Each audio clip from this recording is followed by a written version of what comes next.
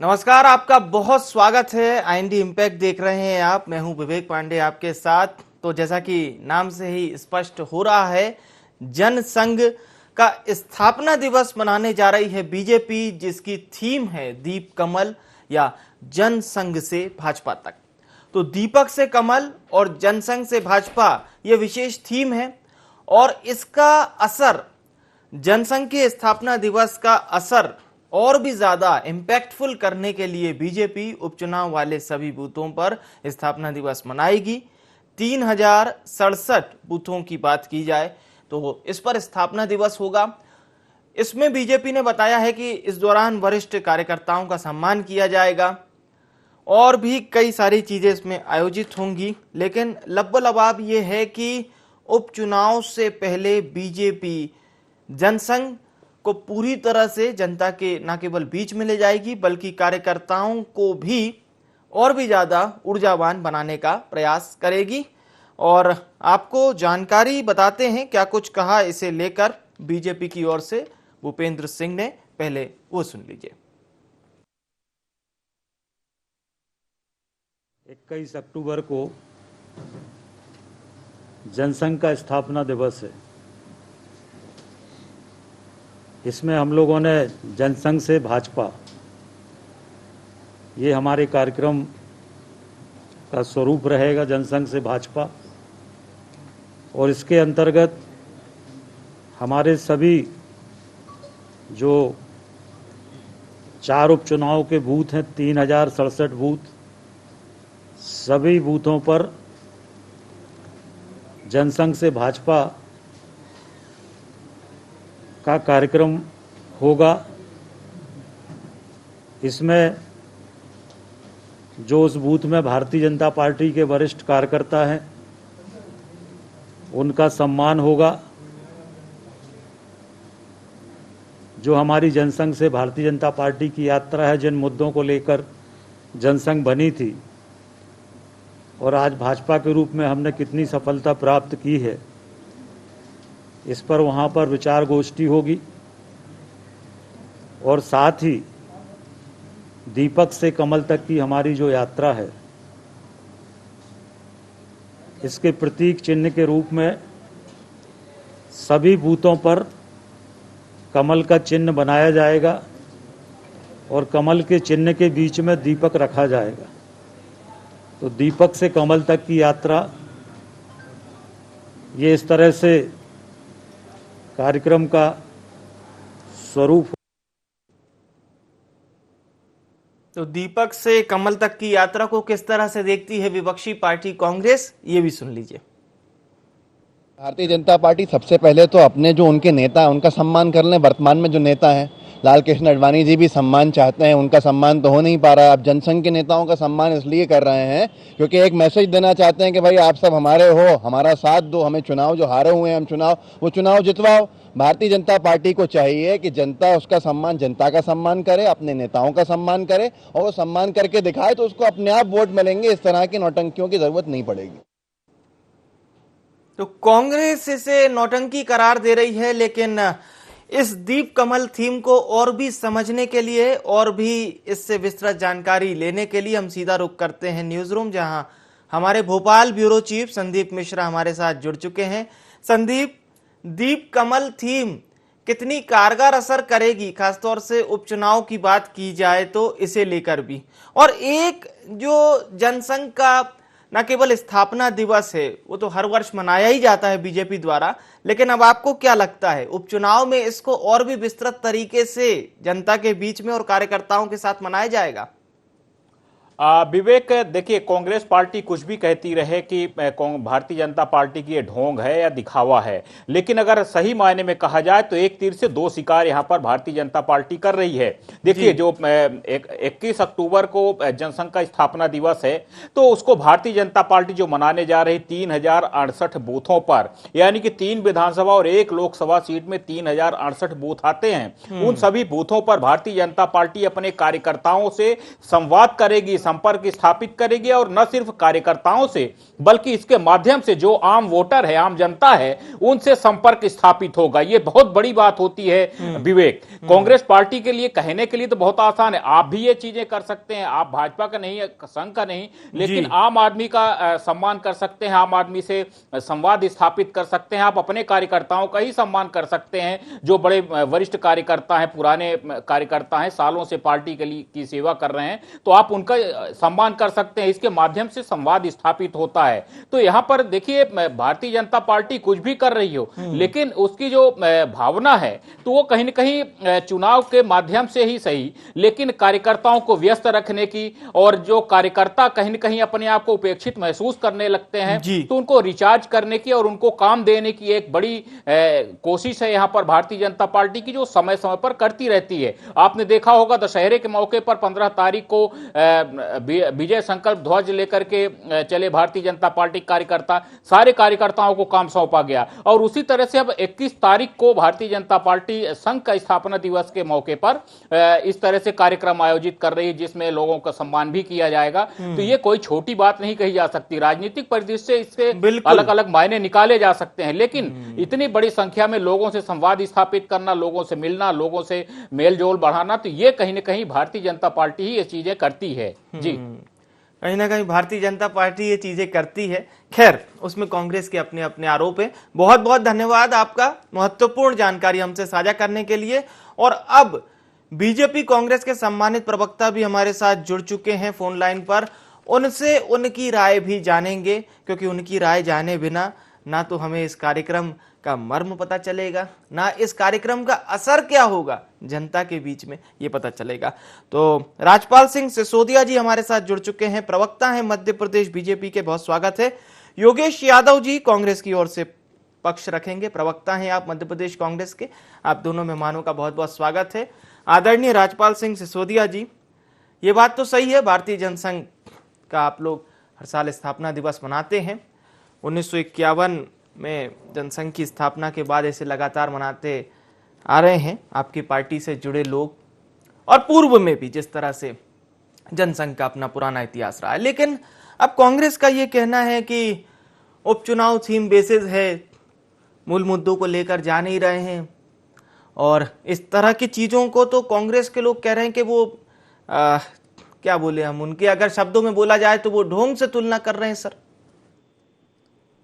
अपने गौरवशाली इतिहास को याद करना, अपनी गौरवशाली परंपरा को याद करना,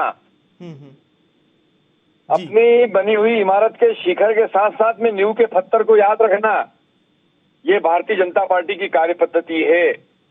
आज अगर हम 21 अक्टूबर 2021 को देश के अधिकांश राज्यों के सहित केंद्र में सरकार बनाकर हमारे विचार को पुष्ट करने का काम कर रहे हैं, तो इस विचार की आधारशिला अगर 21 अक्टूबर 1951 को रखी गई थी पंडित डॉक्टर श्यामा प्रसाद मुखर्जी जी के द्वारा, तो उस नींव के पत्थर को याद करना, उस वैचारिक यात्रा को याद करना, उस अनुष्ठान को याद करना, जिस अनुष्ठान को, जिस विचार को, जिस विषय को लेकर हम 51 में चले थे कि इस देश के अंदर 2 प्रधान, 2 निशान, 2 विधान नहीं चलेंगे।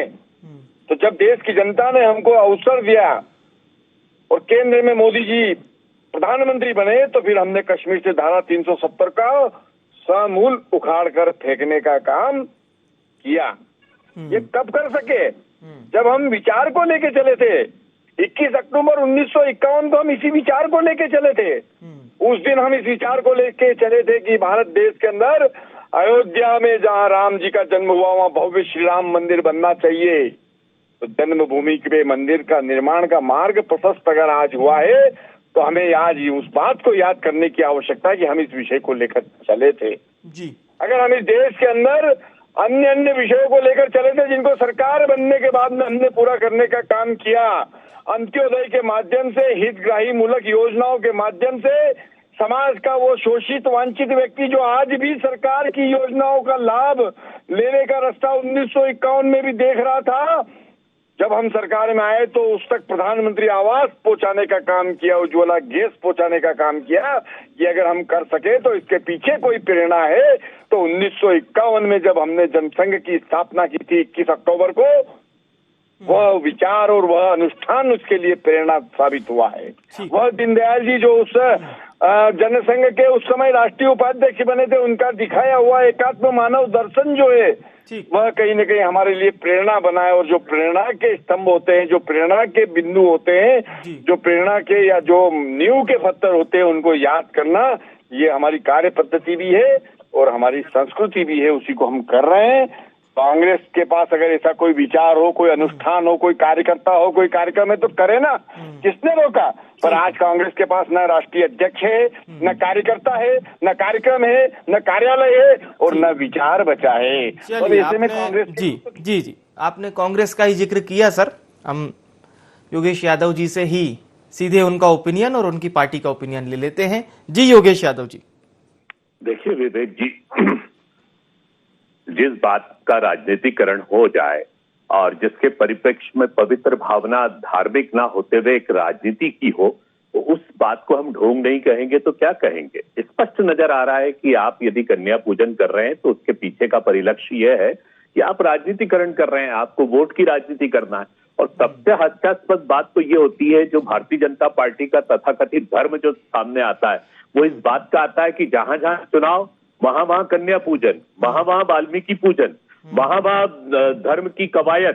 तो ये तरीके से एक ढोंग आपको अभी 3 विधानसभा और 1 लोकसभा में नजर आ रही है, ये सब चुनावी। इसलिए कि धर्म आधारित राजनीति करने वालों का जो व्यक्तिगत रूप से जो अंदर से खोखलाहट होती है, जो चुनावी वादे किए गए थे 15 साल में 22,000 आश्वासन देने के बाद सीएम चौहान ने कितने नारियल फोड़े, ये चौहान साहब को भी याद नहीं होगा।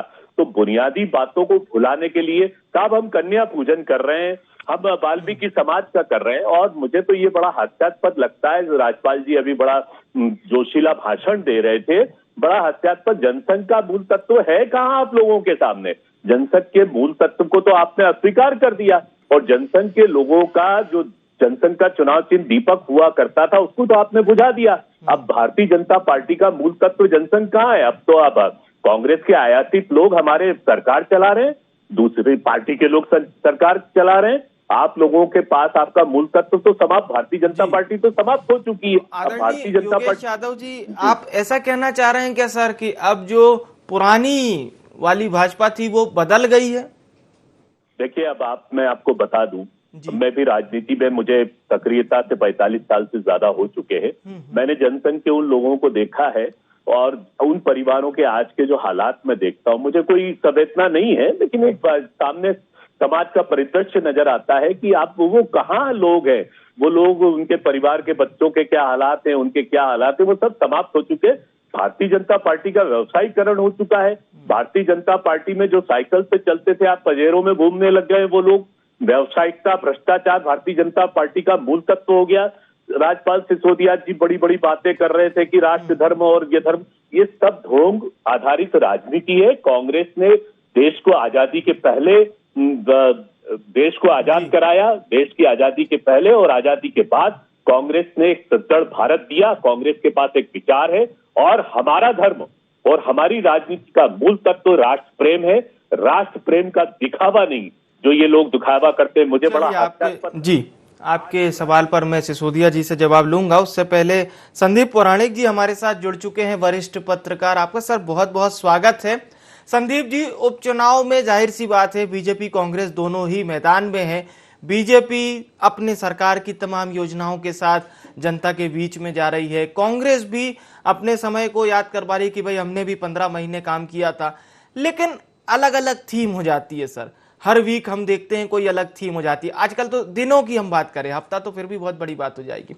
खैर, जनसंघ का स्थापना दिवस बीजेपी मनाती आई है, हम ये तो नहीं कह सकते कि अभी क्यों, क्योंकि ये तो क्रमबद्ध बनता है, लेकिन कांग्रेस का ये कहना है कि मूल चीजों के साथ आप जनता के बीच में नहीं जा रहे। देखिए, दोनों राजनीतिक दल हैं, दोनों को अपनी बात अपनी तरह से कहने का अधिकार है। कोशिश हर राजनीतिक दल जनता के बीच पहुंचने की करता है। बीजेपी का, या यूं कहें आपने कि हर दिन बदल रही है स्थितियां, आयोजन हो रहे था। बीजेपी एक ऐसा संगठन बन गया है जो निरंतरता, किसी भी चीज में अगर निरंतरता है तो वो चीज स्थायी हो जाती है आगे चल के। बीजेपी उस दिशा में चलने की कोशिश करती है। कांग्रेस भी ऐसा नहीं कि कुछ नहीं कर रही है, कांग्रेस भी अपनी बात कह रही है। दोनों दल राजनीतिक हैं, वो जो भी काम करेंगे राजनीति के लाभ के लिए करेंगे, सत्ता हासिल करने के लिए करेंगे। लक्ष्य ठीक है, कह सकते हैं लोग कि सेवा के लिए आए हैं, हम समाज के लिए आए हैं, लेकिन मूल मकसद है सत्ता। जैसा अभी योगेश जी कह रहे हैं कि साइकिल से चलते थे पजेरों से चलने लगे, तो हम और आप भी देख रहे हैं, चाहे कांग्रेस हो चाहे बीजेपी हो, दोनों ही दल के नेताओं की हैसियत बदली है। राजनीति अगर सेवा होती तो आज भी साइकिल पे चलने वाले साइकिल पर होते। ये बहुत बढ़िया बात बोली सर आपने जी, है ना, साइकिल पे होते। आपके पास पजेरो कहां से आ गई, इसका हिसाब देगा कोई नेता? आपके पास 5 एकड़ जमीन थी, आज 500 एकड़ कैसे हो गई? एक कर्मचारी जब ये करता है कि एक मकान से दूसरा मकान होता तो ईओडब्ल्यू और तमाम छापे पड़ जाते हैं उसके यहाँ। क्या किसी नेता के यहाँ मिला ऐसा? किसी नेता में साहस है इस बात पर कहने का? कुल मिलाकर के दोनों दलों को राजनीति करनी है, दोनों दलों को वोट पाना है। उपचुनाव हो तो प्रचार करेंगे, अपनी बात कहेंगे, चुनाव हो तो अपनी बात कहेंगे। अगर ईमानदारी से हम ये कहें कि ये राजनीतिक दल काम करते होते तो नेताओं का आचरण दिखता वैसा, नजर आता वैसा, लेकिन वास्तविकता ये है कि राजनीति है, वोट चाहिए, सत्ता चाहिए, उसके लिए तरह तरह के शगल, चाहे बीजेपी हो चाहे कांग्रेस, दोनों अपनाते।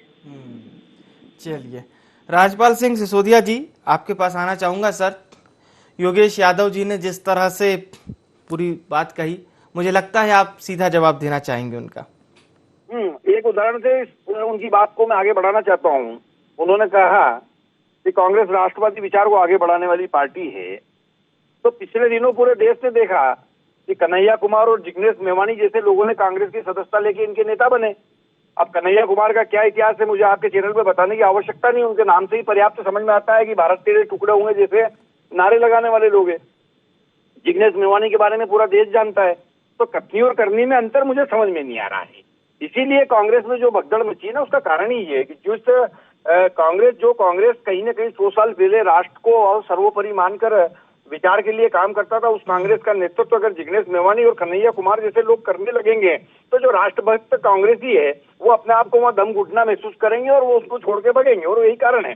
आज देखिए, सिर्फ एक दो की कदम ताल करने वाली कांग्रेस ये 3 की गिनती पूरी नहीं कर सकते।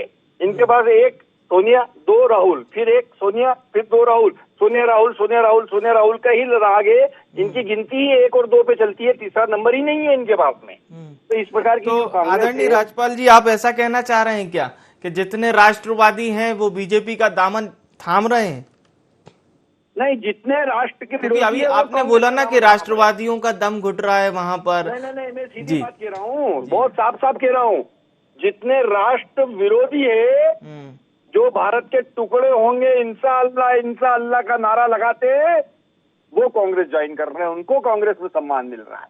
अच्छा। उदाहरण है जिग्नेश मेवानी और कन्हैया कुमार। ठीक है, योगेश यादव जी। देखिए विवेक जी, मुझे बड़ा हास्यास्पद लगता है कि या तो बिना तथ्यात्मक आधार के या बिना स्टडी के यदि कोई प्रवक्ता बयान देते हैं, राजपाल सिंह जी मैं उनको बड़ा वरिष्ठ मानता हूं, लेकिन जिस तरीके से वो काल्पनिक आरोप लगाते हैं तो मुझे बड़ा हास्यास्पद लगता है। कहां से नारे ले आते हैं, ये खुद ही बैठकर घर में बनाते रहते हैं, इंशाअल्लाह टुकड़े हो जाएंगे और ये हो जाएंगे। ये कहाँ की कल्पनाशीलता है इनकी? इसका तथ्यात्मक आधार यदि वो देखे, ये काल्पनिक आरोपों में भारतीय जनता पार्टी बड़ी माहिर है। और ये शिगुफे फैलाने में, आप सोशल मीडिया पे भी देखिए, अफवाहों का दौर ये चलता है, लेकिन जनता बहुत ही ज्यादा संवेदनशील और आप इंटेलेक्चुअल पर्सनालिटीज, नई पीढ़ी हमारी बहुत तेजी से आ रही है। आज नई पीढ़ी हिसाब मांग रही है, कहाँ है हमारा रोजगार, कहाँ है हमारे 15 लाख, कहाँ गए 5 करोड़ का रोजगार, कहाँ, कैसे बढ़ रही है महंगाई, कैसे बढ़ रहा है चीजों का दाम, क्यों बेचा जा रहा है इस देश को? ये प्रश्न पर आप जवाब दीजिए। आप कौन सी कल्पना कन्हैया कुमार, जिग्नेश मेवाड़ी को लेकर आप आधारभूत, जिन बातों को लेकर आप आधारभूत संरचनाओं पर आधारित ये भारत है, और हमें गर्व के साथ कहते हैं सन 65 का युद्ध हो, 71 का युद्ध हो, 62 की चीन की लड़ाई हो, कांग्रेस ने और कांग्रेस की सरकार ने मजबूती के साथ लड़ा और भारत माता की अस्मिता को कभी खंडित नहीं होने दिया। और मुझे तो बहुत विचित्र लगता है कि या तो माननीय शिवराज सिंह जी को उनके आसपास के इर्द गिर्द के लोग उनको सूचनाएं ढंग से नहीं देते, या वो खुद नहीं पढ़ाई कर पाते। बड़ा विचित्र लगता है जब वो बयान देते हैं कि हम कन्या पूजन करते हैं, कांग्रेस के लोग मजाक उड़ाते हैं। भाई किसने मजाक उड़ाया? कांग्रेस के लोगों के घर में, परिवार में जिस तरीके से कन्या पूजन होता है, हम स्वयं स्फूर्त चेतना के अंतर्गत पूजा करते हैं। हम उसको राजनीतिक परपंच में मंच का ढकोसला या ढोंग नहीं बताते हैं। आज प्रियंका जी ने नौ कन्याओं की पूजा की थी, उसके फोटो हैं, तथ्यात्मक रूप से आपके सामने हाजिर है, लेकिन इसका हम राजनीतिक परपंच खड़ा करें। आज प्रश्न इस देश के लिए सबसे बड़ा है बेरोजगारी, भुखमरी और बढ़ती हुई गरीबी, घटती हुई जीडीपी। ये देश के मूल मुद्दे। मध्य प्रदेश का मूल मुद्दा है कि हम कर्ज लेकर घी पीते जा रहे हैं। जो हमारी 11.5 महीने की सरकार, जो मात्र 15 महीने चली, लेकिन उसमें मात्र 11.5 महीने समय मिला कमलनाथ जी की सरकार में। हम मैग्निफिसेंट के माध्यम से एक मध्य प्रदेश को विकसित प्रदेश बनाना चाह रहे थे। आप क्या कर रहे हैं? आप कर्ज लेकर घी पी रहे हैं साहब। हर महीने 2000 करोड़, 3000 करोड़, 2.5 लाख करोड़ का कर्ज इस प्रदेश पर चढ़ गया है। आपके किसानों का मुआवजा आज तक आपने नहीं दिया है, अतिवृष्टि से लेकर। बस बात करना है आपको, और बात कहां करना है? धर्म की या आधार की, कि जहां जहां अभी चुनाव हो रहे हैं। और मैं आपको फिर कह रहा हूं कि दीपक का चुनाव चिन्ह जो था, दीपक तो बुझा दिया इन्होंने, खुद ही फूंक मार दी धीरे से। और फूंक मारने का कारण है, जो पार्टी अपने मूल सिद्धांतों से भटकती है, इसलिए वो कांग्रेस से खरीद फरोख्त करती है। कांग्रेस के चलिए, आपके सवालों पर मैं सिसोदिया जी से जवाब लूंगा। संदीप पौराणिक जी का उससे पहले रुख करता हूं। संदीप जी, जो बात आपने कही थी, ये वाकई में ये तो होता ही है कि सियासत के एक्सेलरेटर पर गति परवान तो अपने चढ़ती है और दोनों ओर से वो लगातार जारी रहता है। लेकिन आपकी बात को फिर से हम कंटिन्यू करना चाहेंगे। जो बात आप कह रहे थे, वाकई में एक काफ़ी मजबूती के साथ आपने वो बात रखी। लेकिन आपको क्या लगता है सर, ये जो उपचुनाव अभी हो जाएंगे, कोई ना कोई पार्टी इसमें जीतेगी भी, आगे फिर पार्टियां 2023 के चुनाव में लग जाएंगी, लेकिन रिदम बेसिस पर कई सारी चीज़ें होती हैं, जिसमें महंगाई भी एक बहुत महत्वपूर्ण मुद्दा है। आम जनता जिस तरह से परेशान है, ये सब चीज़ें किस तरह से डाइल्यूट होती हुई नजर आती हैं इन चुनावी सियासत में जो बयान है इसके दरमियान? जी संदीप जी। चलिए, मैं राजपाल जी का रुख करता हूं। राजपाल जी, कई सारे सवाल हैं योगेश यादव जी के पास, आपकी पार्टी के लिए भी सर। नहीं, निश्चित हर प्रश्न का, हर सवाल का जवाब है हमारे पास में। देखिए, भारतीय जनता पार्टी की सरकार विकास के मॉडल को लेकर, न्यू इंडिया के मॉडल को लेकर देश में जिस प्रकार से हम काम कर रहे हैं जी, पूरी देश की जनता देख रही है जी। आज विकास और उच्च गुणवत्ता का विकास देश में हो, इस बात को लेकर मोदी जी की सरकार कर रही है। मध्य प्रदेश में एक नया विकास का मॉडल हमने तैयार करके देने का काम किया है। हितग्राही मूलक योजनाओं के माध्यम से हितग्राहियों को सीधे शासन की योजनाओं का लाभ देने का काम किया है। जो राजीव गांधी जी स्वयं स्वीकार करते थे प्रधानमंत्री होते हुए कि मैं केंद्र से 1 रुपया भेजता हूं, संबंधित व्यक्ति हितग्राही तक पहुंचते पहुंचते वो 15 पैसा हो जाता है। उसी बात को आज मोदी जी ये कहने की स्थिति में है कि वो जब इस हितग्राही के लिए 1 रुपया भेजते हैं, चाहे वो किसान सम्मान निधि का हो, चाहे प्रधानमंत्री आवास का हो, तो वो 1 रुपया ही उसे मिलने का काम होता है। तो ये जो 85 पैसे का लीकेज रोकने का काम किया, ये हमारी सरकार ने रोकने का काम। चलिए, ठीक है। एक अंतिम प्रतिक्रिया संदीप पौराणिक जी आपकी सर। मैं सवाल ये कर रहा था आपसे, जो बात आपने कही थी कि उसी बात को आगे बढ़ाते हुए कि वाकई में चुनाव के दरमियान कई मूल मुद्दे होते हैं जनता के, जैसे हम बात महंगाई की कर लें या अन्य मुद्दे जो इससे जुड़े हुए हैं, ये काफ़ी पीछे रह जाते हैं। क्योंकि चुनाव है, इसका निश्चित तौर पर कोई ना कोई विजेता तो होगा ही, फिर 2023 का चुनाव हो जाएगा, लेकिन आम मुद्दे कितने पीछे रह जाते हैं इन सब बयानों में? विवेक जी, मैं आपको एक चीज बताऊं कि जो सत्ताधारी दल होता है वो मुद्दों से भटकाने की कोशिश करता है। विपक्ष की भूमिका होती है कि जनता के मुद्दे को उठाए। वर्तमान दौर में विपक्ष की जो भूमिका होनी चाहिए उस तरह की भूमिका नजर नहीं आ रही। बीजेपी मूल मुद्दों से भटकाती है, जैसे आपने कहा महंगाई है, कोरोना है, बेरोजगारी है, तमाम चीजें इतने बड़े मुद्दे हैं कि अगर आज बीजेपी विपक्ष में होती तो आप ये मान के चलिए कि हम लोगों को रोज बड़ा प्रदर्शन, बड़ी लोग सड़कों पे उतरे दिखते, लेकिन वर्तमान में नहीं दिख रहे हैं। विपक्ष ये कहने लगता है कि पत्रकार और तमाम लोग हमसे सवाल पूछते हैं। सवाल दोनों से पूछे जाएंगे। सत्ता तो जनता को भ्रमित करने के लिए हमेशा रही है, चाहे किसी दल की रहे, तो सत्ता तो भ्रमित करेगी। अब जनता की आवाज कौन बनेगा? विपक्ष।